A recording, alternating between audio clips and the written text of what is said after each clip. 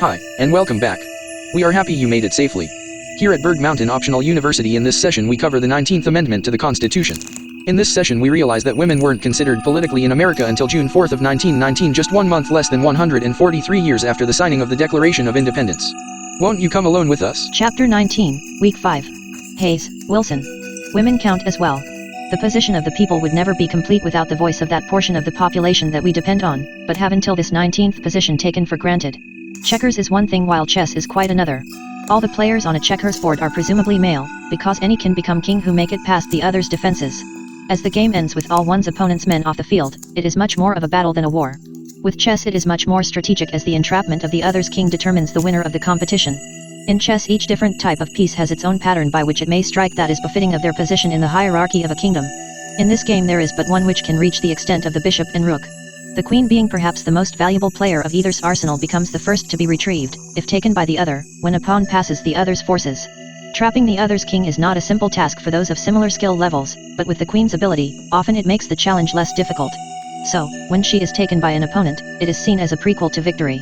So, if we are advanced enough to evolve from the physically masculine game of checkers to the more strategic game of chess, and the feminine position is so valuable in chess, why would their voice not count as well?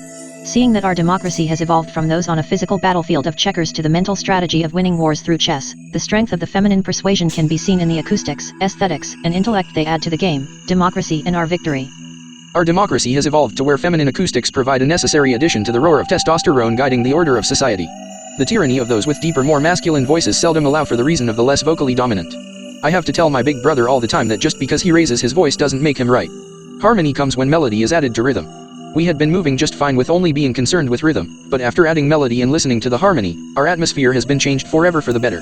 The tones of the male and female are such that they balance each other out and add to the tranquility of an environment. Balancing the dominance of the male with the recessive tone of the female, a middle ground is taken where charity is allowed much more often than not. There are some women with dominant tones as there are men with recessive ones, but tone is as much a matter of preference as red, blue or green.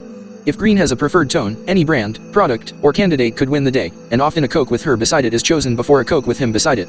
Our democracy has evolved to where strategic flattery plays a part in politics, because strength is not always an option, and the female uses flattery more so to get men to move than the other way around. Because women are not as physically inclined, flattery initially begins with a smile and continues to confuse the listener until the speaker issues a command. As men practice and prepare to be the strongest and most athletic, women's training and finishing in aesthetics proves to render them as beautiful as men are strong. Aesthetics are a welcome addition to any presentation, accent the interior decor of any space and assist in the beautification of property.